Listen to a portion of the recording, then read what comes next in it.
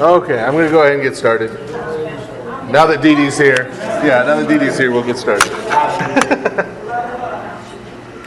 And when we get started here in just a minute, we're going to be starting. I know it's been a few weeks because I was out of state. But we're going to be starting at the beginning of Mark chapter 8. This is where we're going to be starting here in just a minute. Before that, I'll do a sort of non-introduction, like usual. And then there's one other thing I want to talk about in terms of the Gospels before we get started. So by way of the non-introduction, you can hear the whole introduction on the website where all the previous Mark Bible studies are posted. But just to kind of get us caught up, we're smack in the middle of the Gospel according to St. Mark, because there's 16 chapters and we're starting chapter 8, so we're smack in the middle. Now that said, if you flip ahead a couple pages, Palm Sunday, the triumphal entry, is in chapter 11. So pretty huge chunk of Mark is concerned with the last week of Jesus' life, as opposed to the first 10 chapters cover everything else. And we've been talking about how St. Mark primarily has been presenting Jesus in terms of him being the king descended from David. And in a lot of ways, the storyline in Mark is the story of him after being anointed at his baptism with St. John the Baptist, St. John the Forerunner, him then going on to take his throne at the end. And so, once again, we're right in the middle. So the other topic I wanted to talk about real briefly before we get started has to do not just with the Gospel of Mark, although it does have to do with the Gospel of Mark, but also with the other four Gospel accounts. And that's to talk a little bit about what the testimony of the Gospel accounts is. Specifically, that what we have here in the four Gospel accounts is eyewitness testimony. It's testimony that's traced back to people who were there. St. Matthew was there. He was one of the 12. St. Mark, as we talked about, is recording what St. Peter preached, specifically what he preached in Rome before his death. St. Luke was a companion of St. Paul, and as we'll see when we get to Luke, at the beginning of his gospel, he says he went and found people and interviewed them. Right? That he went and found people who had seen these things happen. He collected their testimony together and put together his gospel. Okay, and then of course, St. John was one of the 12, and so he was there. So this is all testimony for people who were there. This is why, for example, we'll get sort of random names of people. Right? An example from the end of the Gospel of St. Matthew, remember it talked about how Simon from Cyrene was there. They had him carry Jesus' cross, and it mentioned the names of his two sons, and then he just sort of disappears. Right? And you're like, well, who is this guy? What was the rest of his life like, and why do I care about the names of his two sons? Right?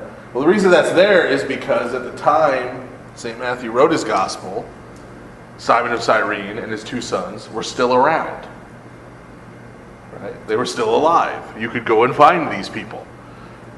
Right? And you could say, is this true? Right? Is this really what happened?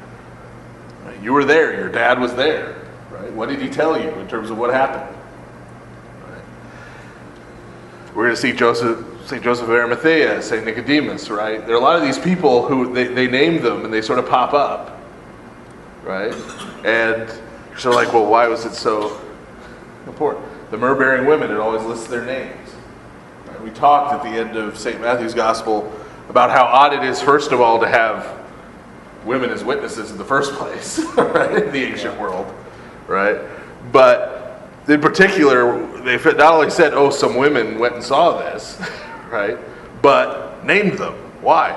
because they were still around in the Christian communities at the time, and you could go and ask them. When we get to 1 Corinthians, St. Paul gives a list of all these people who saw Jesus after he rose from the dead. Just in case you don't believe him that Jesus rose from the dead, because that's kind of hard to believe, right? He says, well, you could go talk to his brother James in Jerusalem, or you can go talk to Peter, his disciple, who saw him, or you could talk to, and he lists all these people. He says, and then he appeared to 500 people at once. Many of them are still alive, right? So, we talked about the gospel being a report of a victory, right? It's a report of what Jesus did by people who saw what he did, right? Who saw what he did. This isn't a theology that somebody came up with. It's not a mythology that somebody came up with. It's not a religious system that somebody came up with. It's something that happened, right? Something that happened, something that God did. Right? Something that Jesus did and that people saw and reported on. Okay? And this becomes really important when we get into the period of the early church and the early church fathers. Not just in the pages of the New Testament, but even after that. So St. Irenaeus, when he's arguing with the Gnostics, right? He's arguing with the Gnostics, he says, look, I studied under Polycarp. He studied under John. John was there, right?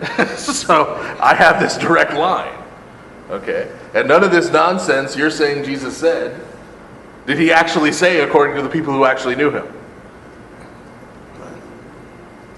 And so St. Irenaeus is also the first one to talk about particular sees of the church as being important, sees like a bishop's territory, right? He's the first one to talk about why Rome is so important. Right? And when he talks about why Rome is so important, he doesn't say because St. Peter had some special magic whammy from Jesus and he passed it on to the bishops of Rome. Right? He doesn't say that at all. What he says is, right, the people at the church in Rome had St. Peter and St. Paul come and preach to them. Right? They saw it. They heard them preach. Okay?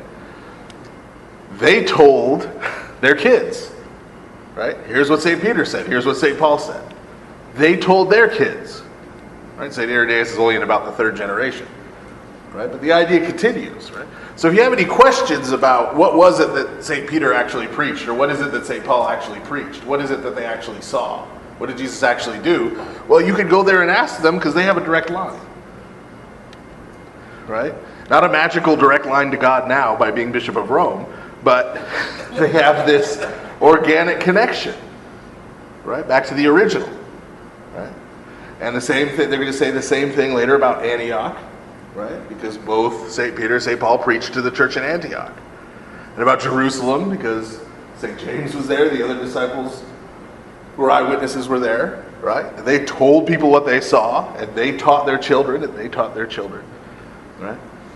This is how apostolic succession works in the Orthodox Church. Right? It's not a magic whammy from one bishop laying hands on another bishop. Right? It's the continuity of the faith. Right? It's this eyewitness testimony. It says we passed on from generation to generation without any breaks or skip steps where we lost it. Right?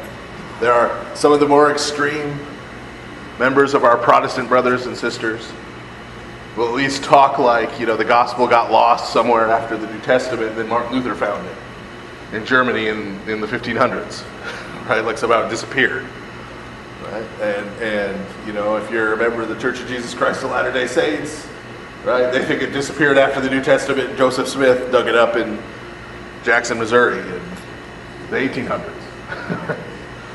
But that's not the case, right?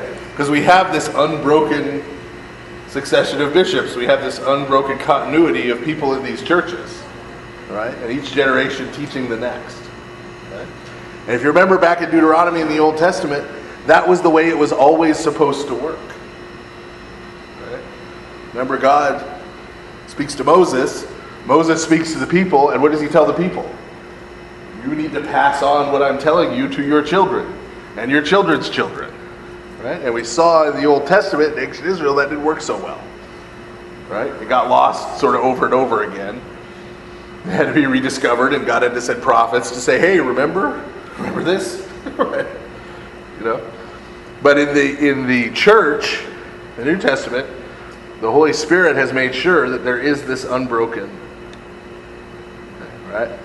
And the Roman Catholic Church has, of course, taken that in a different direction.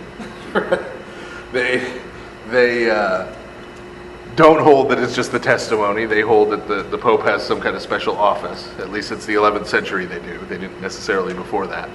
But since the 11th century at least, they hold that the Pope is sort of a super bishop.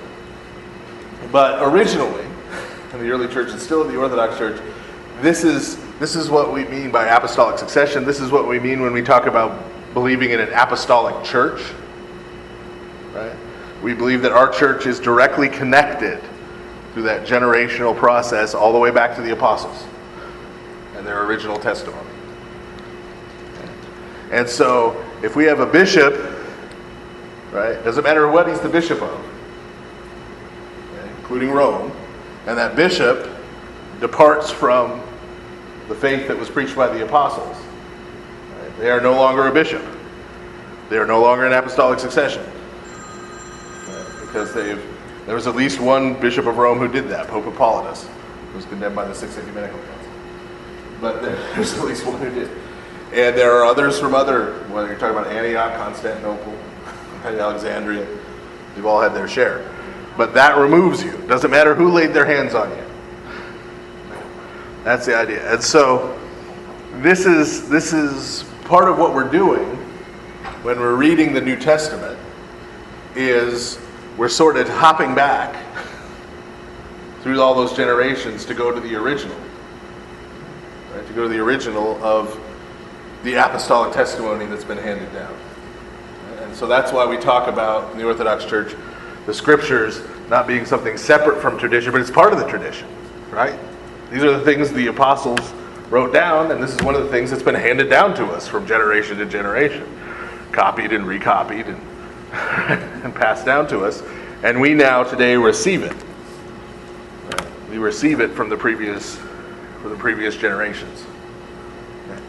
So I wanted to talk about that a little, and we'll notice some things as we go through the rest of the Gospel according to St. Mark with reference to that, with that idea that this is coming from sort of eyewitnesses, and that this is testimony, and that at the time it was written, they were intending you to be able to go check it out.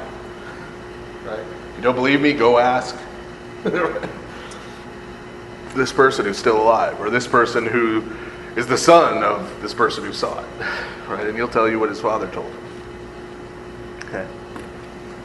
And so part of our job then, building off of that, part of our job as Christians in any generation is to pass that on to the next generation. Take what we've received, pass it on intact, without taking away from it, without adding to it. Give it to the next generation. Okay, so unless there are any questions, we'll get started here in Mark chapter 8. Before you Yeah. Did the Russians kind of lose it? Well, I mean, a little bit when I thought that they put a bunch of them in prison, and then the ones that worked for the state, they sort of stayed on, but did they keep the liturgy the same? Yeah. Always? Yeah, and the reason why we had particular sees in the early church that rose to prominence, right? It changed later. You started getting cities that were important because they were politically important. But the initial cities, Rome, Antioch, Alexandria, Jerusalem, were important because they were places where the apostles had preached. And there was that direct connection.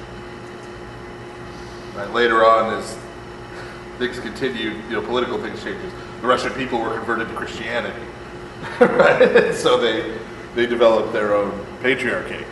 But the initial, what are sometimes called the historic patriarchates, are designated that way because they had that living connection.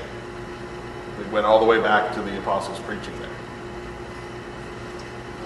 And in the Russian church, like before World War I, didn't they have a thing that then they czar was czar by divine something.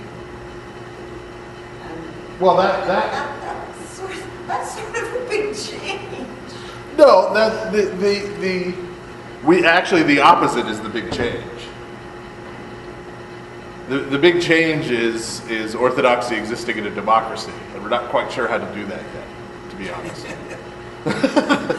For most of its history, the Orthodox Church existed in various empires, either Christian empires or non-Christian empires, depending. But when you're an empire, what you're supposed to do, you pray for the emperor, right? And you see anybody who is an earthly authority like that, right? You say, well, God put them in that position.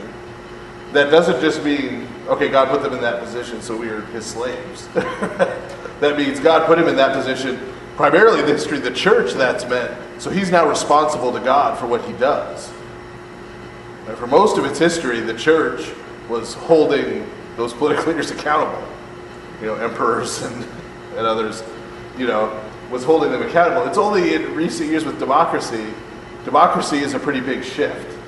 Right? I mean, the American Revolution was sort of a rebellion against the idea of the divine right of kings. Right? It was kind of saying, God doesn't get to pick our rulers, we do. I mean, that was sort of the basis of it. Right? And we get to choose for ourselves. Well, we try to kind of have a continuity there, like we pray for the president, right? Even though he's not an emperor, or shouldn't be, right? Various presidents may have behaved like emperors, but he's not supposed to be an emperor, but we pray for him still, right? But it's a very different societal situation than we're used to, right? In previous ages, the church was responsible for taking care of the poor. Right? Now most people in our country expect the government to do that. Right? In the past, the church was the one who would hold public officials accountable, and call them to repentance, the ways St. John the Baptist did with Herod, even though that didn't go so well. Right? Would hold them accountable, hold and speak truth to power and all that. Right? That was the church's job, and now we kind of expect the press to do that. And we expect the church to stay out of politics. So it really is a very different sort of cultural situation that we're in.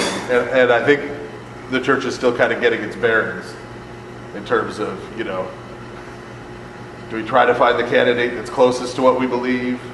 Do we kind of stand separate from it and hold both parties accountable? How exactly do we interface with that? Because, again, for most of the Orthodox Church's history, and still in most of the world, the Orthodox Church doesn't have a lot of say in terms of who's in charge of the state. We've just had to deal with it, pray for them, and all that. So yeah, there's been it's a shift in society, and then the church figuring out, okay, how do we now take the apostolic faith and apply it to this sort of changed situation? It's not a change in the church per se. Does that make sense? Yeah, sort of. So society changes around the church, and the church has to react. Or like new scientific discoveries. I mean, they in the 15th century, St. Gregory Palamas wasn't worried about organ transplants, right? Because they didn't know how to do organ transplants. So once we discover, okay, we know how to do organ transplants, the church has to say, okay, well, how do we feel about organ transplants? And the Orthodox Church doesn't move quickly on anything. So any of these new issues sort of takes us a while, and there's some back and forth and different people arguing different sides, and sort of over time we come to a conclusion, on these things. So I think that's still going on with regard to the democratic process. It's sort of how do we do this? And you got some people on one side and some people on another side, and some people trying to split the difference and go down the middle, and so. Yeah. I was told, I think it came from the Russian tradition, the bishop's chair we have in our church.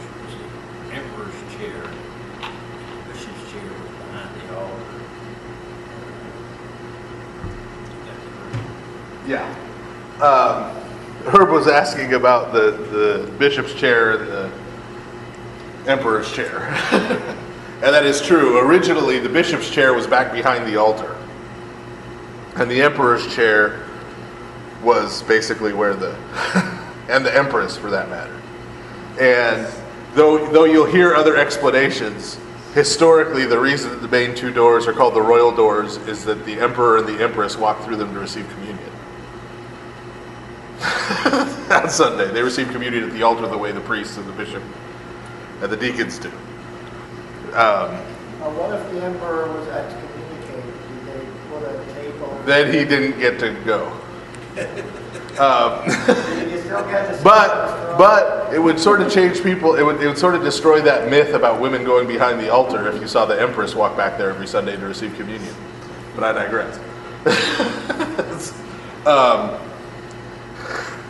But yeah, that was really true. But that changed under the Turks. Because when the Turks conquered and destroyed the Byzantine Empire, right?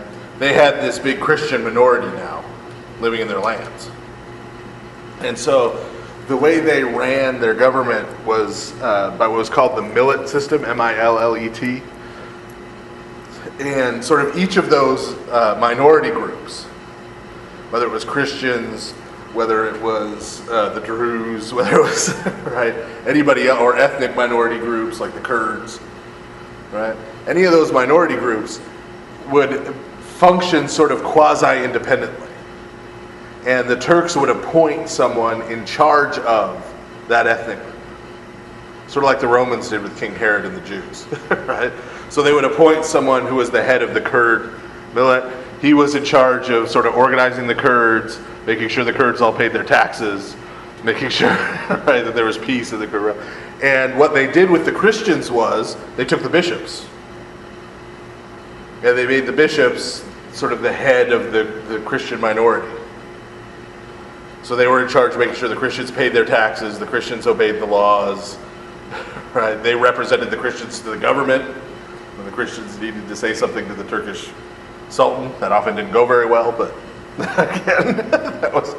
And so, because politically, the bishop sort of had a lot of the emperor's civil authority put on him by the Turks, a lot of the stuff that had previously been associated with the emperor, like where his chair was, that's when they started wearing the mitres that look like crowns. A lot of those things that used to be associated with the emperor sort of got passed over onto the bishops under the Turks. So, but that's not so much a theological thing as just a practical thing, right? Where does the bishop sit? And in some Russian churches, they still have the bishop's seat back behind the altar, which is the older practice, because of course they weren't under the Turks. So, but yeah, that's sort of how that happened. So, but yeah, overall, right? There's changes in society and in culture and in those kind of things, and the Christian faith goes to new cultures that it hasn't gone to before. And then we have to take the apostolic faith and say, okay, how do we express this and apply this to this new particular situation or this new people group? And sometimes it's not the same. And real quick, before we get into Mark 8, another good example of this is when we get into 1 Corinthians, St. Paul talks about how if a man has long hair, it's a shame to him. Right? And if a woman has short hair, that's a terrible thing. Well, and then you sit there and you look at an icon of Christ and you go, well, Jesus had long hair. Right? So what's St. Paul talking about? Okay? Well, St. Paul was writing to people living in Roman cities. Okay? And in Roman culture, men with long hair who grew their hair long, that was associated with being effeminate. Right? That was associated, male prostitutes, for example, would grow their hair long. Right? So he was telling the men, right, in his congregations in these Roman cities, look, I know they may look a different way back in Judea, right? But you need to present yourself right, in a way that's appropriate, right, to your culture. Because you growing your hair long is going to send the wrong message, right? They're going to say, oh, look at all those Christian men, they're a little, right? So they're saying, don't do that. Same thing with women. Okay? Same thing with women. When missionaries first went to China, when one of the provinces of China they went to, the tradition was for women to wear their hair long when they were single. And when they got married, they cut their hair short. So if a woman had long hair, that was a sign that she was available. Right? She was interested in getting married, and a married woman would cut her hair short. Well, so the Christian missionaries come there, they've got St. Paul saying, well, women should have long hair. Right? So at first they said, oh, women shouldn't cut their hair. You should follow your culture, you should follow the Bible. Right?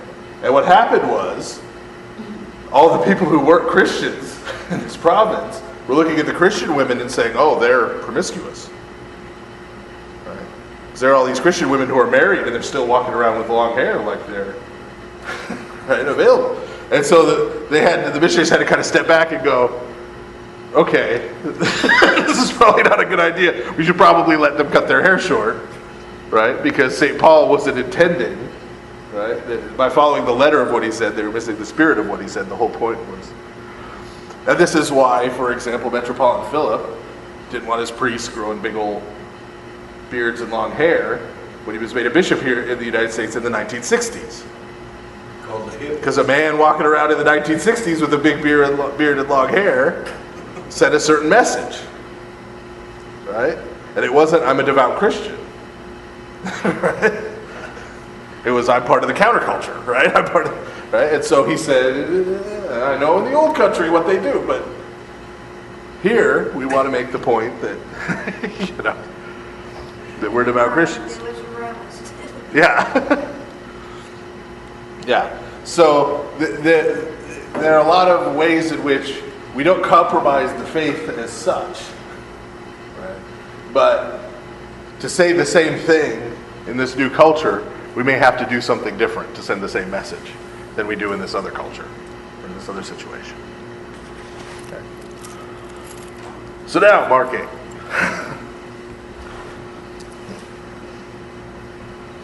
In those days, the multitude being very great and having nothing to eat, Jesus called his disciples to him and said to them, I have compassion on the multitude, because they have now continued with me 3 days and have nothing to eat. And if I send them away hungry to their own houses, they will faint on the way, for some of them have come from afar. Does this sound familiar to anybody? Right? Just a few chapters ago, we had something kind of similar. And it's going to get even more similar. Okay? As we go. Okay. Verse 4, then the disciples answered him, how can one satisfy these people with bread here in the wilderness?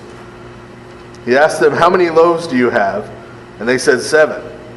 So he commanded the multitude to sit down on the ground, and he took the 7 loaves and gave thanks, broke them, and gave them to his disciples to set before them. And they set them before the multitude. They also had a few small fish, and having blessed them, he said to set them also before them. So they ate and were filled, and they took up 7 large baskets of leftover fragments. Now those who had eaten were about 4,000, and he sent them away. Immediately he got into the boat with his disciples and came to the region of Dalmanutha. Okay. So, believe it or not, for most of the 18th and 19th century, biblical scholars said, this is another version of the same story as the feeding of the 5,000. And when St. Mark was writing this, he forgot that he'd already told the story and told it again. 200 years. Scholars, that was their explanation. He forgot. Oh, I forgot I already told that one. And then I guess once he wrote it down once, it was too late. Right? Can't exit out, can't do any of that. No. Too late now. I guess we're just going to have 2 versions of the same story. Okay? Now for the rest of history. Now, I don't think that makes a lot of sense. Right? That he just forgot. Okay, and that no one ever corrected it. Okay? Because as similar as this story is to the other story, there are also differences. There are also differences, several important differences. First of all, you remember the feeding of the 5,000, right? It's not Jesus who initiates things, it's the disciples. The disciples come to Jesus and say, hey, it's getting dark. Hey, send these people home so we can spend time with them. Right? And then Jesus looks at them and has compassion on them. Right? It says we need to give them something to eat. Right? And then the disciples go, how are we going to do that? Right? Etc. In this one, right, Jesus initiates it. Right? He says to the disciples what? I have compassion on these people. Right? So he's deliberately repeating from before. Right? I have compassion on these people. I'm going to send them home, but I want to give them something to eat first. Right? Because some of them have come a long way and they haven't had anything to eat. I'm going to feed them first. Okay? He's setting up his disciples. Right? Saying, hey guys, I have compassion on these people. Right? They're about to go a long way. I'm going to give them something to eat. Do his disciples say, okay, we've got 7 loaves of bread. Right? Remembering last time when they only had 5, they've actually got more now than they did the last time. Right? And he fed 5,000 people, so there's actually fewer people this time and more bread. Right? Do they say, oh yeah, hey, he's real good with that whole feeding lots of people with just a couple loaves of bread thing. Sure, Jesus, let's do that thing again. No, right? They say, how are you going to feed all these people out here in the desert? Right? So there's 2 pieces. Number 1, they still haven't gotten it. Remember I said at the very beginning, this testimony goes back to St. Peter. He's pretty brutal on himself and the other disciples. Right? In terms of how clueless they are all through the Gospel of Mark. So they're still pretty clueless here. But on top of that, notice the wording. How can one satisfy these people with bread here in the wilderness? Does that make you think of anything else? Bread in the wilderness? When they came out of Egypt. Yeah. Right? The Israelites are out in the wilderness, out in the desert, and God sent what? Bread from heaven. Yeah. Right? They're complaining then. Right? Because they were complaining then. So the disciples, right? The way that's phrased, not only are they still clueless in terms of Jesus, right? In terms of he just did this, right? And they seem to not clue in he could do it again. They're clueless as to who he is, right? Because even though we've seen all these things like him calming the storm and him walking on the water, if they clued in that he's God, God is pretty much an expert at giving bread to people in the wilderness, right? That's what God does. So they haven't keyed in on that yet. And they clearly don't know the Old Testament very well. Right? They clearly don't know the Old Testament very well. Or at least they don't understand it. If they do. To actually ask that question. Right? To actually ask that question, they have to not get it. Even the Old Testament. So they say, how are you going to do that? He asked them, how many loaves do you have? And they said 7. So again, they've actually got more this time. So what does he do? He does the same thing he did last time. He commanded the multitude to all sit down on the ground, took the 7 loaves and gave thanks, broke them, and gave them to the disciples to set before them. Remember last time, he had the disciples go and give them the right hand out and give them the food so that they would get the point, right? That they were supposed to have compassion on the people. Well, so he does it again, right? This clearly didn't sink in last time, so, right? Go do it again. Yeah. At that point in time, with the disciples saying all that, could they have fed those people without Jesus' help? Yeah, I would think so, yes, because we've already seen Jesus send them out, preach the gospel, work miracles.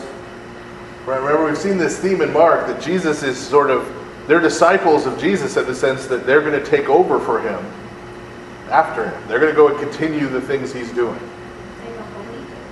So the correct response when he first said, I have compassion, notice he didn't ask them anything, he didn't tell them to do anything, he just said, I have compassion on these people. I'm going to send them home, we should give them something to eat. Right? He puts the ball in their court. Right? So the correct answer would have been, we've got 7 loaves, right? And a few fish, as we're about to see, right? There's 7 loaves, we got a few fish, that's more than 2 fish, which they had last time. We'll go distribute it to the people. That would have been the correct response. Right? That would have been the A answer. Right? They did the F answer. I mean, the C plus answer would have been, well, Jesus, we know you can feed these people if you want to, right? That would have been In the ball. not a total failure, right? I mean, C plus, B minus, right? But yeah, they didn't even get that. Okay, so they distribute the fish. So they ate and were filled, and they took up 7 large baskets of leftover fragments. Okay, so they end up with more than they started out with. Right, is the point. Right, after they'd gone and shared with the people. And it turns out it was 4,000 people. Okay. So I'm gonna leave this alone for a second because we're gonna come back to it here. Okay. So they get in the boat, they go to this other region. And the Pharisees came out and began to dispute with him. Here pop up the Pharisees again, like whack-a-moles. Seeking from him a sign from heaven and testing him. Right? So they're showing up, and number one, they're testing, which is what they've been doing before. Right? Trying to ask him trick questions, trying to get him at something. And then in general say, okay, well, you're basically going around saying you're the Messiah and all this. Well, show us something. Right? Do something cool. Right? Prove you're the Messiah. Right? Call down some angels or something. Or do something. Right? Now, he just fed 4,000 people with 7 loaves of bread and had more bread left over than he started out with. Right? So, we got that. He's been healing people. He's been casting out demons. Right? So, this isn't an honest question. This isn't the Pharisees going, well, maybe this guy is the Messiah. Maybe if we see him do something miraculous, that'll seal the deal. Right? That's not it. Right? That's not it. They've seen all this stuff. They've heard all this stuff. Right? And they're coming to him and they're demanding more and they're trying to catch him out. And so, verse 12, but he sighed deeply in his spirit and said, why does this generation seek a sign? Assuredly I say to you, no sign shall be given to this generation. So he just says, why? They did not believe. Right. Jesus doesn't go and do these miracles in order to get people to believe. Every miracle he's done so far in the gospel, according to St. Mark, it's been the opposite way around. Somebody shows up and believes. Right? They show up and say, my daughter is sick, but I believe that you can heal her. And so he heals her. Right? Nobody shows up and says, if you are who you say you are, then heal my daughter. Big shot. Right? People don't do that. It doesn't work that way. It works the other way. Right? These miracles happen, these amazing things happen because people believe. Because people have faith and trust in Christ already. And so, for people like the Pharisees who don't, nothing happens. Nothing happens. And this is, of course, true in our day as well. Right? There's a movie, I won't tell you what movie because I do not recommend it. But there's a movie where there's a scene where there's a guy praying. He has this little statue of Jesus. And he's praying. And he says, Lord, if you don't want me to, he's about to do something horrible. He says, Lord, if you don't want me to do this, if what I'm going to do is really wrong, send me a sign. Just after he says that, there's an earthquake. Right? The whole room's shaking, plates are falling out of the cupboards, breaking. Right? The little statue of Jesus falls over, rolls onto the floor. Right? So everything stops shaking, and he says, any sign at all.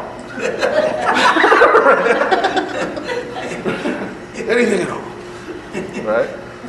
Well, God doesn't work that way. Because if he did work that way, it still wouldn't work. Right? He could show us every sign in the world, and we'd have an explanation for it. Right? If we don't want to believe. Right? God doesn't work that way. When we believe and we trust God, we see all kinds of miracles every day. Right? All kinds of things happen in our lives, right? And we have things to be thankful to God for. Right? But if our attitude is, well, I'm just going to test God right? All the time. Right? Well, God, if you really love me, you'll do this. Right? Or if there's really a God, this will happen. Right? There's nothing we're ever going to see or that's ever going to happen that we're not going to have some other explanation for, and we're not going to be able to. Right? So that's important. Right? It's important. It doesn't work. People don't have the fact that God exists or that Jesus is God. They don't have that proven to them by seeing some miracle or some really good internet argument or right? That's never happened. At least as far as I know. Correct me if you know somebody, but I've never had anybody show up at a catechism class being like, man, this guy just destroyed me on an internet message board. Right? I just couldn't answer his argument, so I decided I have to become a Christian. Right? That's never happened in my experience. Right? I've never had somebody say, I realized evolution can't explain the moon, so I'm, right? That's never happened. You have to, you believe first, and then you come to know God. That's why, at the end of the parable of the rich man and Lazarus, right? The rich man says, well, send Lazarus to go tell my family, right? Because if somebody comes back from the dead and tells them, then they'll believe it, right? Then they'll change their ways. They want it up here in hell with me, right? Just go, somebody comes back from the dead, and what does Abraham tell them? He says, if they don't believe the law and the prophets, if they don't believe what they already have, and even if somebody comes back from the dead, they're not going to believe it. Jesus came back from the dead. Exactly. And that's the Pharisees, right? That's the Pharisees. Jesus came back from the dead, and they still didn't believe it. Right? So there is no miracle up to and including Christ's resurrection that will make someone believe. Right? Who doesn't believe and isn't willing to believe. So verse 13, and he left them, and getting into the boat again, departed to the other side. Now the disciples had forgotten to take bread, and they did not have more than one loaf with them in the boat. Okay, again, they had 7 baskets of extra bread. 7 baskets. How much bread did they bring with them? 1 loaf of bread. And when we think of a loaf of bread, right, this isn't even like the loaves of bread Wanda makes and brings to the church. This is flat bread, okay? This is like pita bread. It's actually a little thinner than pita bread, okay? This is bread they cook on a rock, and it's just flat bread. So when it says they have 1 loaf, we're talking 1 tortilla here. It's not going to feed 12 hungry disciples, okay? That's all they decided to bring with them. Real sharp, okay? That he charged them, saying, take heed, beware of the leaven of the Pharisees and the leaven of Herod. Okay? Leaven is yeast. Right? Why is he talking about yeast? The bread they had was unleavened bread. Mostly, right? It was flat bread. Well, if your problem is you don't have enough bread, right? Then leaven, yeast, seems like a good thing. Right? You sort of multiply your bread, right? You take the same amount of flour and water and everything, you put some yeast in there, it rises, right? You have a nicer, more filling loaf of bread. Right? So you think that's going to help. But if you've ever done any baking and worked with yeast, yeast can also cause a lot of problems. Right? Yeast can poison you. Right? Everybody likes to eat raw cookie dough. You eat raw bread dough, you're going to be in trouble. Yeast can cause a lot of problems. Yeast, remember all the laws that we read in the Old Testament for how they had to deal with yeast in their houses to make sure they didn't get mildew and other yeast problems. Right? So this is why Jesus is using yeast, right? The yeast of the Pharisees, the yeast of Herod. They're going to come and offer you what seems to be solutions to your problems, right? They're going to come and offer you something that you think is going to feed you, right? You have these concerns, they're going to come and they're going to offer you what seem like good answers. Jesus is saying, beware of that, right? Beware of that. And they reasoned among themselves, saying, it is because we have no bread. Right? So they're saying, oh, what does he mean? What does he mean, the leaven of Herod and leaven of Pharisees? Oh, he must be talking about the fact that we were dumb and didn't bring enough bread. Right? That must be what he's talking about. But Jesus, being aware of it, said to them, why do you reason because you have no bread? Do you not yet perceive nor understand? Is your heart still hardened? Having eyes do you not see, and having ears do you not hear? And do you not remember? Right? So Jesus is like, hey, guys, right? Guys, are you blind? Are you deaf? Are you not seeing this stuff? Are you not hearing this stuff? Right? When I broke the 5 loaves for the 5,000, how many baskets full of fragments did you take up? They said to him, 12. Also, when I broke the 7 for the 4,000, how many large baskets full of fragments did you take up? And they said, 7. So he said to them, how is it you do not understand? How is it you do not understand? Right? Herod comes to you, offers you yeast. This is going to be the solution to your problem that you're hungry, right? I'm going to solve your problem. The Pharisees come to you and offer their leaven for your bread and say, hey, you're hungry, I'm going to solve your problem. Right? But it's going to cause all kinds of other problems. Right? Potentially kill you, potentially poison. Right? Whereas I took 1 loaf, which you've got, right? I fed thousands of people with that. Right? So what Jesus is saying to them is that He, right, He as God is the one who has the answers to not just their hunger, their thirst, their need for shelter, their need for food, but all of their needs, their physical needs, their spiritual needs, right? Don't listen to the false answers that the Pharisees and Herod are going to give you that sound good but aren't, right? But are dangerous. I will take care of these. I will take care of these needs, right? And that's where it is. The disciples don't say, oh, we get it now. That's just it. Jesus says, don't you get it? End of story. Because as we're about to see, they still don't. Right? They still don't. Okay. But so this is, I hate to go back to politics so soon, right? But that's who Herod is here representing, right? Political leaders of this world, right? Philosophical and religious leaders of this world, like the Pharisees, come to you and say, well, here's the answer to all your problems. You just need to depend on me, and I'll take care of you, right?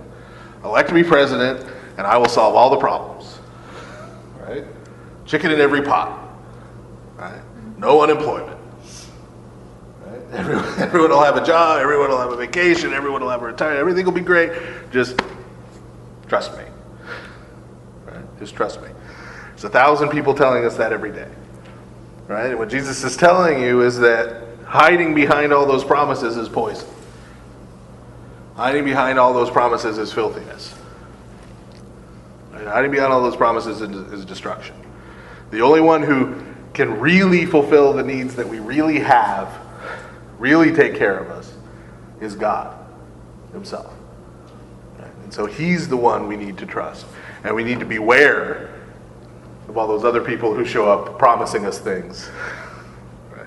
Telling us that they have what we need. Okay. So now, verse 22. Then he came to Bethsaida, and they brought a blind man to him, and begged him to touch him. Okay. So again, we see here what? Right? They go and bring them up. They beg Jesus to touch him. Why? Because they already believe that if Jesus just touches this blind man will be able to see. So he took the blind man by the hand and led him out of the town. And when he had spit on his eyes and put his hands on him, he asked him if he saw anything. And he looked up and said, I see men like trees walking. Then he put his hands on his eyes again and made him look up. And he was restored and saw everyone clearly. Then he sent him away to his own house, saying, neither go into the town nor tell anyone in the town. Right? So again, we see this ongoing theme where Jesus says, don't tell anybody. And of course, they always tell everybody. They're always told not to tell anybody. Maybe there were people who told them not to tell anybody, and they really didn't. And they really didn't, and so it's not in the gospel. Yeah. So what's going on here? Well, we talked about this spitting on the ground thing before because we've seen it. Right? Spitting on his eyes. Remember, God made Adam out of what? Clay. Dirt, clay, yeah. So the idea here is that he's actually creating new eyes for this person. Why this weird two-step thing? Right? Where he sort of does it, and the guy's like, I don't know if it really took, Jesus. I see kind of shadows moving around and stuff. Right? And then Jesus, you need a little more wham. Right? Touches him again, and now I can see. Oh, okay. What's the point of that? Well, this is a picture of what we've just seen with the disciples. Right? First we got the Pharisees. Pharisees can't see at all. Right? Pharisees can't see what Jesus is doing and who he is at all. Then we've got the disciples. The disciples are like him after the first pass. Right?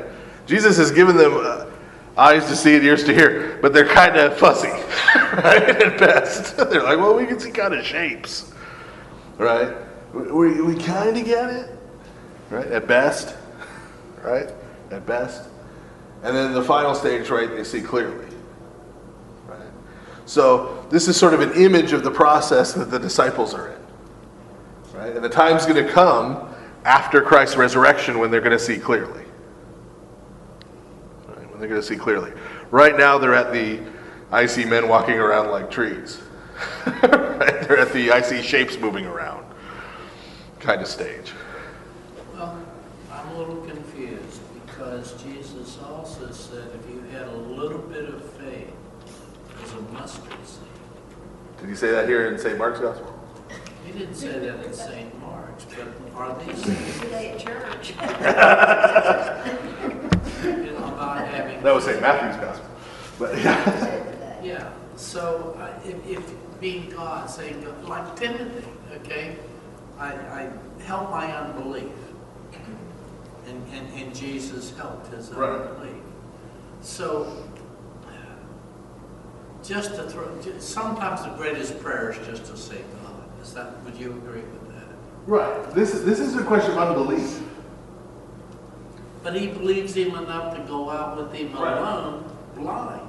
Right. No. I'm talking about the disciples. The disciples' problem isn't unbelief. Right. The Pharisees' problem is unbelief. The disciples' problem isn't unbelief. Their problem is lack of understanding. They don't get it.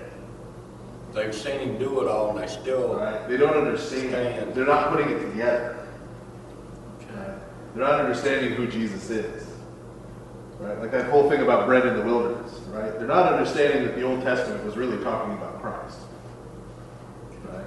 They're not seeing those things yet. But after the resurrection, they're going to go back and, right? Be like, so that's why he did that. That's why he said that. That's what it was talking about in Isaiah. That's what it was talking about. Right? It's that end process, it's all going to come together for them. Right? And so in the way that Jesus heals this blind man, right, he does it in kind of this odd way. Right? Compared to, the other times we've seen him heal people, he just sort of touches them and they're healed. Right? He does it in this kind of odd way to sort of use this healing as sort of a parable. Right? As kind of an object lesson. Right? Because he's just asked the disciples, remember, do you not have eyes to see? Right? They supposedly can see perfectly. Right? Unlike his blind man. But in reality, they're a little hazy in terms of their understanding.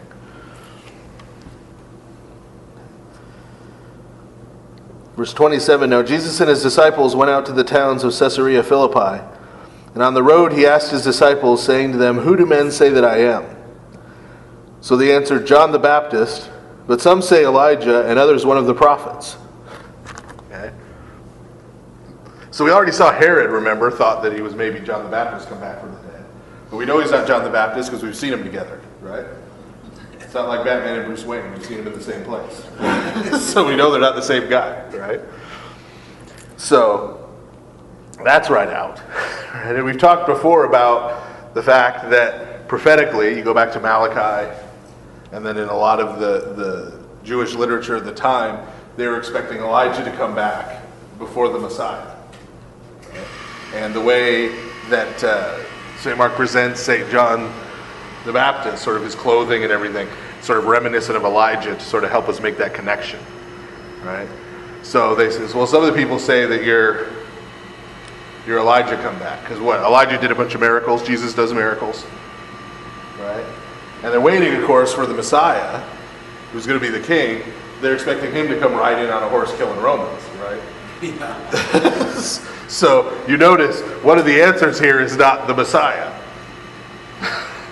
Right? Because Jesus isn't acting very Messiah-like from their current pre-resurrection point of view.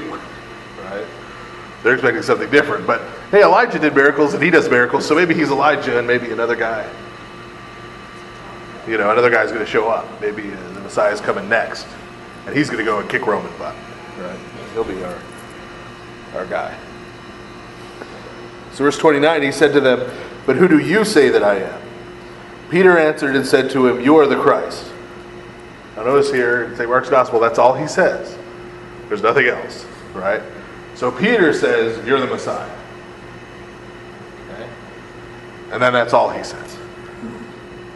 Here. And now what does Jesus say back to him here? Then he strictly warned them that they should tell no one about him. Okay? I know this exchange goes differently in other Gospels. We read it in St. Matthew. It went differently there. But here, this is the way it's presented. Notice, this kind of downplays St. Peter compared to what we saw in St. Matthew, right? What would be a possible reason for that?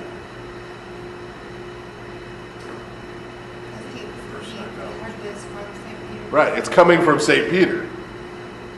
Right? It's coming from St. Peter. And how all through this, how has St. Peter been reflecting on himself and his fellow disciples? Man, we were stupid. Right? Man, we did not get it. Man, I was a mess. Right? Back then. Right? And so that continues here. Right? He's not going to sit here and sort of praise himself and be like, well, I was the one who figured it out first, by the way. That's not, so he just leaves that out. He just leaves that out. Why would Jesus tell him not to tell anybody that he's not to go around saying he's the Messiah? We've talked about that before, right? That's a good way to end up dead. Right? For the Pharisees and the Romans. Right? And it's not that Jesus is scared of the Romans, it's that it's not time yet. It's not time yet. Because we're going to see here in just a couple of chapters the time's going to come. Right? And then Jesus is going to say these things openly, he's going to be killed, and then the disciples are going to go out and proclaim all these things openly. So verse 31, he began to teach them that the Son of Man must suffer many things, and be rejected by the elders and chief priests and scribes, and be killed, and after 3 days rise again. He spoke this word openly. Then Peter took him aside and began to rebuke him. Right? Now this part we get some detail, because St. Peter isn't afraid to say bad things about himself. So Jesus is going around saying to people, yeah, I'm going to get, right? The Pharisees and everybody, they're gonna latch onto me and arrest me, and I'm gonna be killed, and then on the third day I'm gonna rise from the dead. Right? And so Peter's like, whoa, Jesus, come here, we need to have a chat. Right? I like your preaching and all, but it's taken a turn recently. Right? It's taken a turn. I don't like it so much now. Is this the first time that Jesus tells them that all this is going to happen? Openly, yeah. Openly. Yeah. That's why St. Mark makes that point, that he said this openly, Yeah. right? He's not alluding to it. He's not making a reference to it. He's just straight out telling them, look, this is what's about to happen. Yeah. And Peter's like, whoa, whoa, whoa, whoa. Right? Why would Peter be, whoa, whoa, whoa, whoa? Well, Peter's just said he thinks he's the Messiah. Right? As we've talked about before, the real Messiah doesn't get killed by the Romans. Right? That's what happens to phony messiahs. Right? All the other guys who have shown up in the last 50 years before this, who have claimed to be the Messiah, have ended up getting executed by the Romans. Right? So that's the sign that your claim to be the Messiah was false. So he's just said Jesus is the Messiah. Now Jesus is saying, oh yeah, I'm going to get arrested. The Romans are going to kill me. He's like, time out. Wait a sec. Right? Are you just depressed? Oh, this whole movement's going to fail. Right? Is that what this is? Right? So Peter goes like, hey man, come on. Right? We got to be positive. We got a good thing going here. Right? You gotta give like the Howard Dean speech, right? We're going to ride into Jerusalem, and we're going to ride into Rome, and we're going to ride it, right? Let's get fired up, right? So he rebukes it. But when he had turned around and looked at his disciples, he rebuked Peter, saying, get behind me, Satan, for you are not mindful of the things of God, but the things of men. That's kind of harsh. Calling him Satan, right? But who is Satan? First of all, do you remember from back when we were in the Old Testament what the word Satan means? Hasatan, it means the adversary. Adversary, the enemy. Right? So Satan is the one who opposes what God is doing in the world. Right? So that's why Jesus says that to St. Peter, because at this point, right, what is God doing in the world? Well, he's Jesus, and he's going to his death on the cross and then his resurrection. And St. Peter is trying to put the brakes on that. Right? And oppose that. Why? Well, because Peter has his own idea in his head of how this whole Messiah revolution thing is supposed to go. Right? And that's what Jesus means when he says, you aren't mindful of the things of God, but the things of men. Right? You're thinking the way the world thinks. You're thinking about a revolution the way the world thinks. You're thinking about a military victory the way the world thinks. Right? You think your enemies are the Roman soldiers. Right? That's not your real enemy. Right? That's not the person I'm really here to defeat. In fact, as we're going to see at the beginning of the book of Acts, where the first people converted by St. Peter is a Roman centurion, ironically enough. Right? So those people aren't your enemies. So we're going to make those people your friends. Right? Those people are going to find salvation. Those people are going to become the people of God too. Right? Your real enemy is what's lying behind them. And right now, by opposing what I'm doing, you're choosing the wrong side. Right? That's why he rebukes St. Peter. Verse 34, when he had called the people to himself with his disciples also. Right? So he says that to his disciples, and then he calls everybody over. He said to them, whoever desires to come after me, let him deny himself and take up his cross and follow me. For whoever desires to save his life will lose it, but whoever loses his life for my sake and the gospel's will save it. For what will it profit a man if he gains the whole world and loses his own soul? Or what will a man give in exchange for his soul? For whoever is ashamed of me and my words in this adulterous and sinful generation, of him the Son of Man also will be ashamed when he comes in the glory of his Father with the holy angels. We'll pause there, because that's where the chapter break is. But, so, Jesus says to everybody, right, to everyone who's there, you know, whoever is going to come after me, whoever wants to follow me. You want to follow me? You want to be a part of this movement?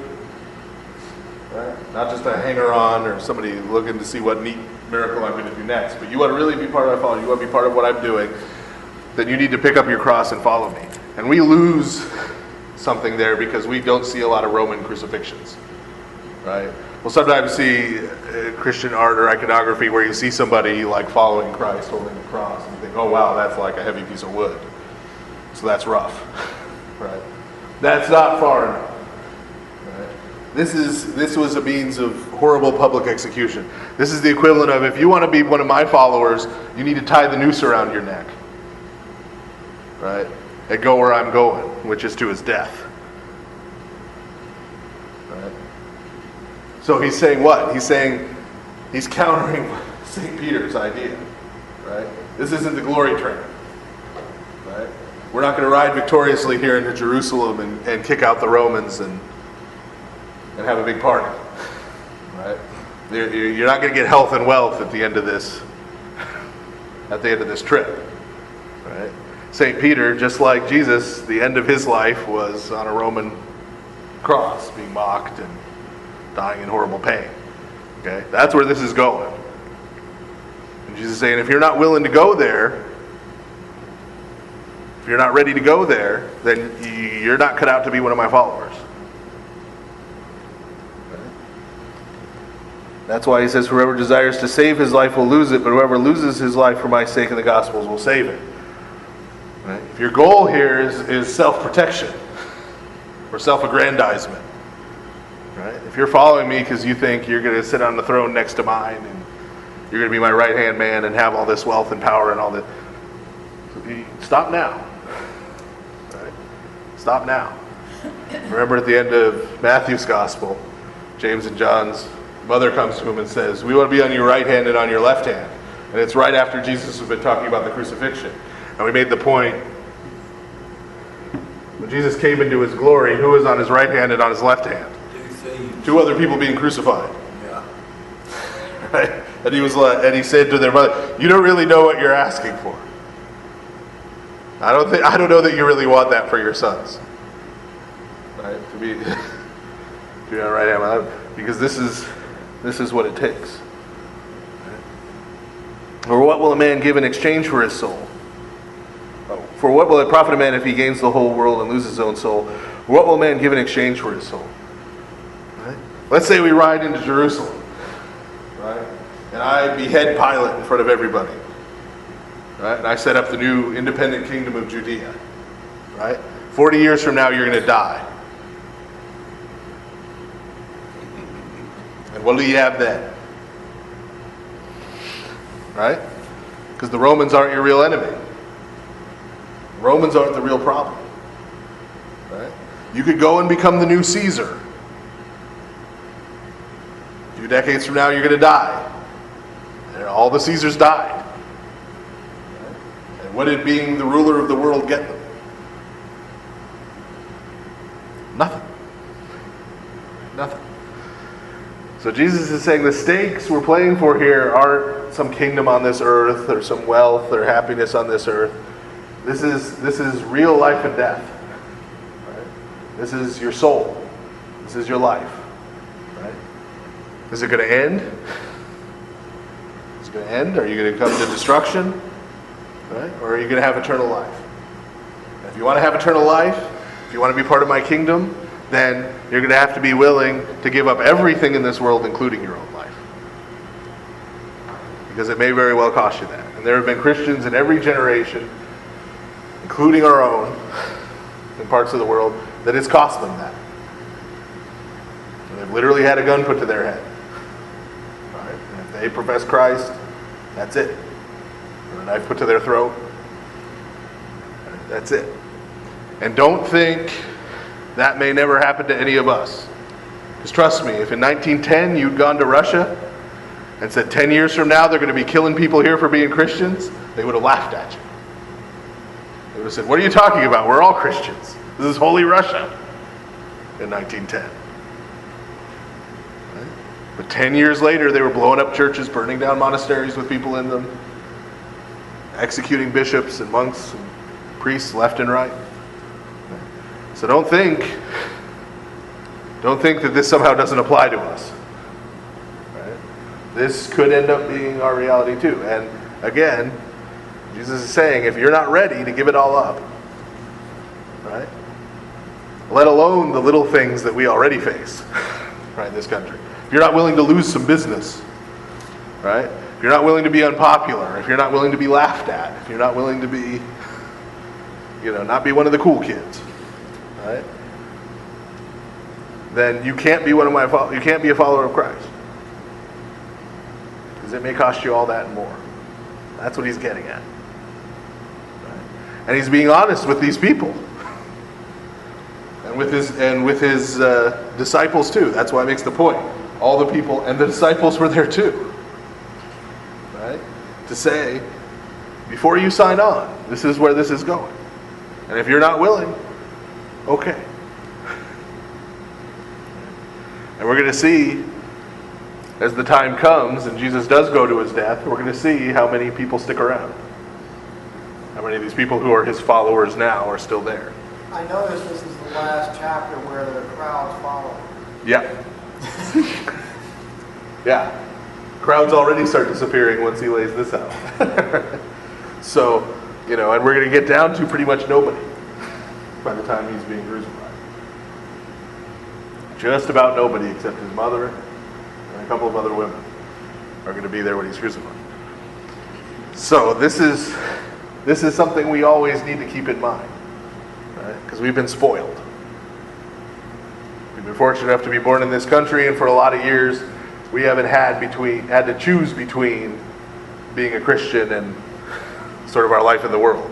They kind of went together okay. Well, less and less so, and it's going to get worse before it gets better. I was talking about this with the Sunday school teachers, actually, just yesterday, that we've got to get kids ready for that. Because they were talking about sports, and they were talking about all these other things, and I said, look, that's going to be the least some of these kids are going to have to give up in order to stay part of the church. Right? We live in a world now where there are careers that a Christian can't undertake in good conscience anymore because of what they're going to be required to do. There are areas of government service, there are other careers. We're going to have to learn that being a Christian is going to require us to sacrifice. It's going to require us to sacrifice. So we're not used to thinking that way, myself included. Right? And I gave one example, which was nice and controversial, so I'll give it again. We'll move on. Right? How many of us, including myself, have ever sat down and looked at our budget, looked at our checkbook and said, God requires me to give at least 10% back to him, so I'm going to cut back on my cable bill and how many times I go out to eat. I'm going to change my lifestyle so I can give more to the church. I'm including myself in that. We don't think that way. We're not used to giving up our life in the world in favor of the church and in favor of Christ. But we need to start training ourselves to think that way. Because that's what he requires from us. Chapter 9, verse 1, and he said to them, assuredly I say to you that there are some standing here who will not taste death till they see the kingdom of God present with power. And this, as I commented in St. Matthew, this is the origin of the medieval legend of the wandering Jew. I don't know if you've heard about that. But in the Middle Ages in Europe, there was this legendary figure called the wandering Jew, who they believed was one of the people who heard Jesus say this.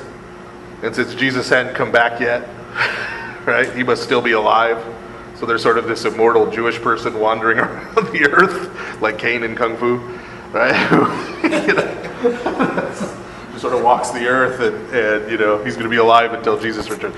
That's not what it's indicating. It's not really talking about his second coming. It's talking about his resurrection. He's talking about his resurrection. Okay? He's contrasting that with, he's just said, right, I'm going to the cross. Right? He's talked about, this is all heading to death. Right? But this is the other end of that. There's going to be a lot of you here who aren't going to die until you've seen the resurrection. Until you've seen the resurrection. Because that isn't the final word. Jesus' movement doesn't just end when he's crucified and we all go home. Right? Because he's raised from the dead. Right? Because that eternal life is what we're hoping to gain at the end of the road. Even though that leads us through our death. Verse 2, now after 6 days, Jesus took Peter, James, and John and led them up on a high mountain, apart by themselves. And he was transfigured before them. His clothes became shining, exceedingly white, like snow, such as no launderer on earth can whiten them. And Elijah appeared to them with Moses, and they were talking with Jesus. Then Peter answered and said to Jesus, Rabbi, it is good for us to be here, and let us make 3 tabernacles, one for you, one for Moses, and one for Elijah. Because he did not know what to say, for they were greatly afraid.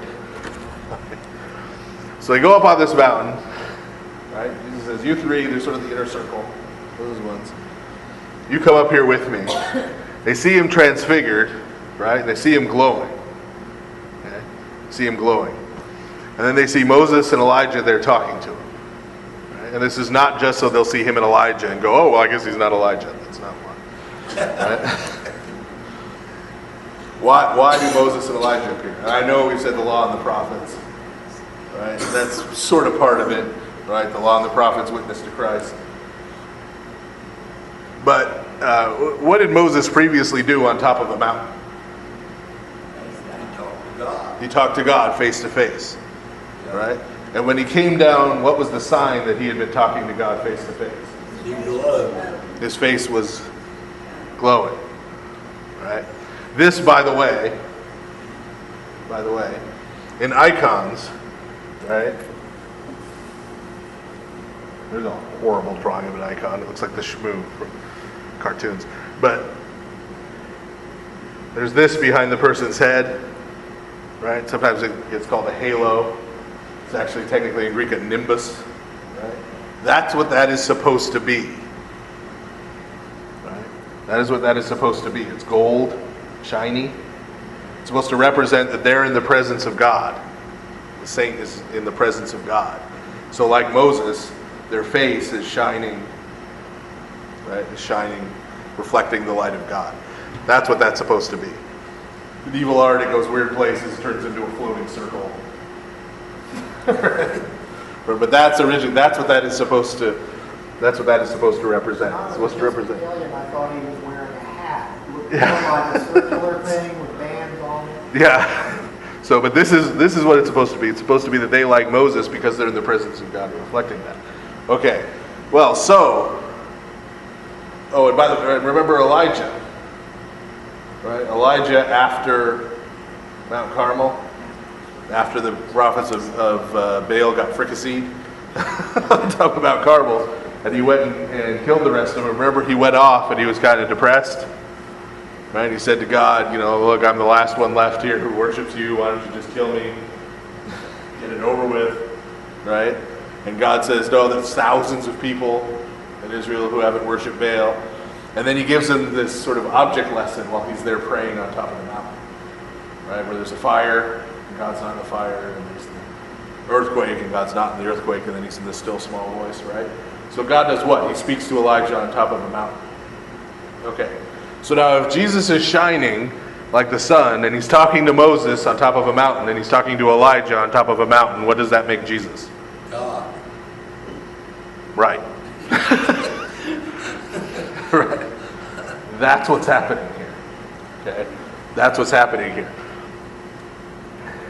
Jesus is demonstrating, and as we say, the Feast of Transfiguration in the Troparion, the hymn of Transfiguration, we say that Christ was transfigured on the mountain before his passion. Right? Why? Well, look at the context here. Right? Remember, Peter was like, not so much with this death talk, Jesus. Right? Right? He's worried. He's scared. Right? And so what does Jesus do? It's like, okay, I've been subtle. You're not cluing in on this whole I'm God thing. Right? This is not subtle. This is pretty dramatic. Okay? You got 2 dead prophets, right, standing here alive talking to me, right? You got me glowing like the sun. Should be pretty obvious.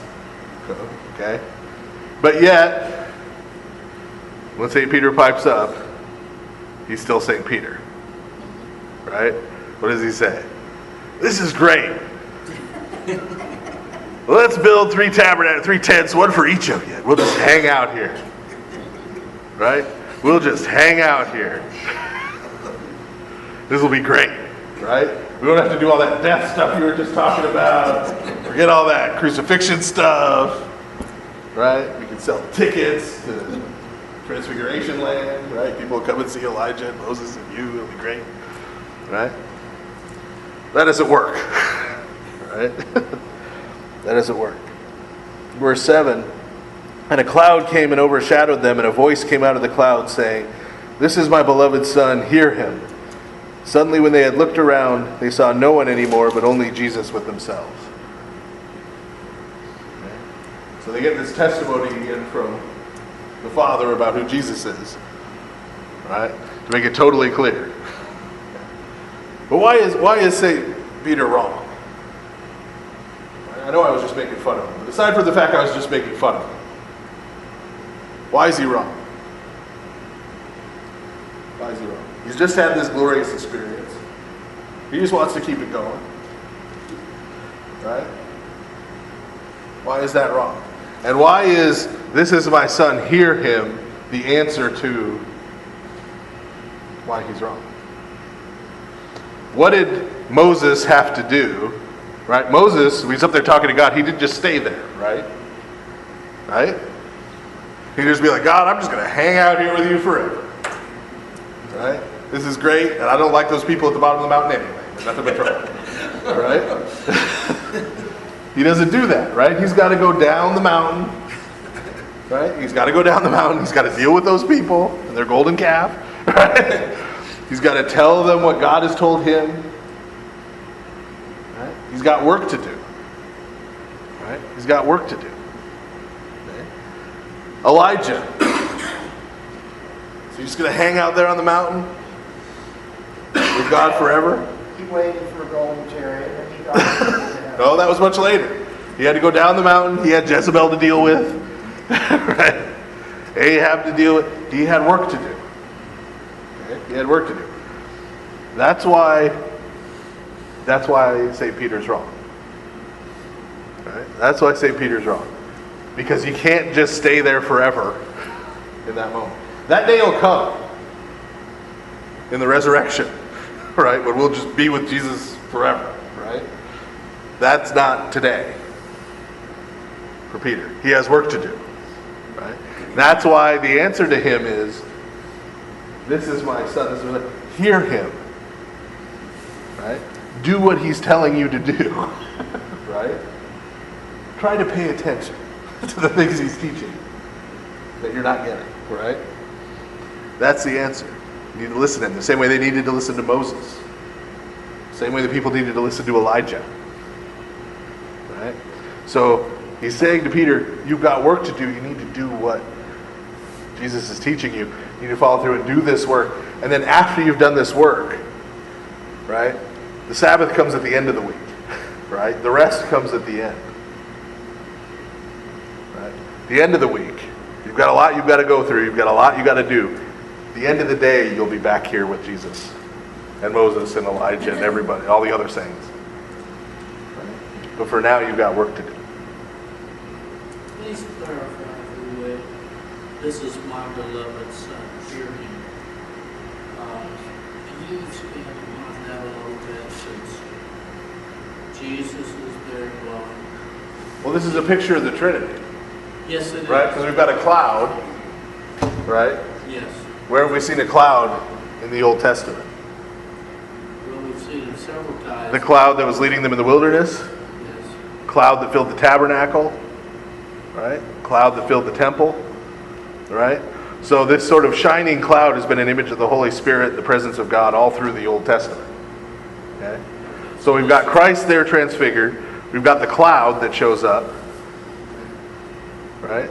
And then we've got this voice coming from the Father, because nobody sees the Father. Ever. Right? It's testifying to, "This is my Son." Right? So this is an image of the Trinity. Right? Sort of hammering home the idea that these three, like Moses, like Elijah, went up on a mountain and saw God. But that Moses could not have seen God. You do not see God. Well, he was in a cloud at the top of the mountain, Okay. right? And he spoke to God face to face, which we would say was Jesus. before his incarnation. Right? Was the Son. Right? Because remember that's part of that really interesting passage in Exodus. Part of what St. Mark is doing here is interpreting that passage in Exodus with Moses on the mountain. Because this, I know it was like 6 years ago that we were doing Exodus. But right after it tells us that Moses was up on the mountain talking to God face to face. Right? It actually says mouth to mouth in the Hebrew. Right? So it's this kind of intimate communication. Right? He's right there face to face looking at God. Right? And then like 5 verses later, Moses says, God, I want to see you. You're like, wasn't he just hanging out with him? Right? And God says, no one can see me and live. And you're like, he was just seeing you and he's alive. Right? And there's that whole episode where God says, well, you can see my backside. Right? You can see like, the backside of my glory as I pass by. Right? I'll put you in the cleft in the rock and all this. Right? That comes right after we get told he was talking to God face to face. So if you're Jewish, that's a really tough passage, right, to explain what's going on. Right? Moses sees God, but he doesn't see God. Right? There's a God he doesn't see and a God he sees. Right? And so part of what St. Mark is doing here with this encounter on the mountain is he's sort of interpreting that. Right? There's a God you see, Jesus. Right? You see Jesus. And then there's a God you don't see, but you hear. Right? The Father. So he's sort of interpreting that. When we get to St. John's Gospel, he just comes out and says it. He just says, no man has seen the Father, but the Son has revealed him. I mean, he just spells it out, theologic. That's why he's called St. John the Theologian. He just sort of gives you the theology. St. Mark is giving you a picture. Right? Related to that picture in the Old Testament. So that's, this is as close as you get to seeing the Trinity. Right? This is as close as you get. But the idea is those three went up on the mountain and saw God. Right? Which, at the time this is being written, right? Not at the time it happened, but now 68 AD, St. Peter's dead, St. Mark is writing this, right? Why is this important at that point? Well, he's just put the testimony of St. Peter that he's recording in the same category as what Moses said and what Elijah said, right? He's putting it in the same category. So he's putting St. Peter's testimony in the same category as the scriptures by doing this. So that's another level. Another level here of what he's doing in terms of the scriptures.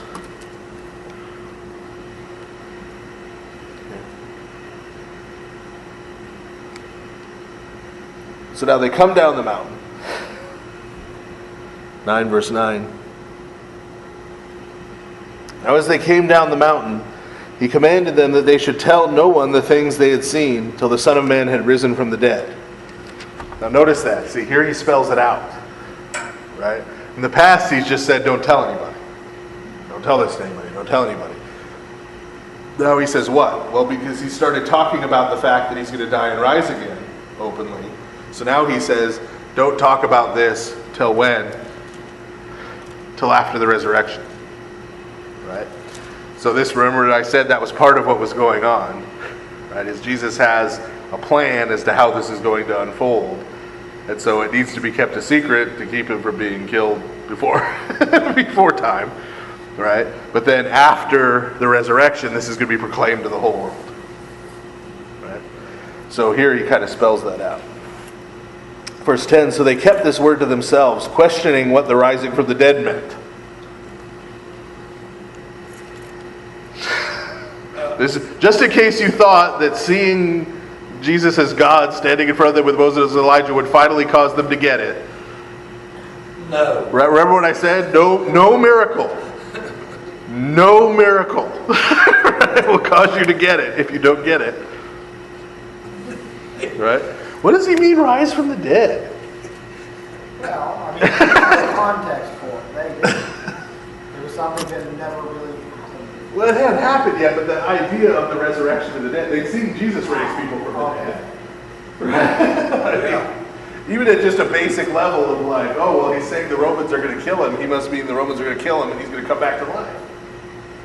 I mean, even if they don't know everything that the resurrection entails, right? You think that much, right? They can piece together, right? The best guys that he could pick. No, but that's good news for people like me who want to be priests. You don't have to be the best available person. You just have to be in the right place at the right time. Yeah.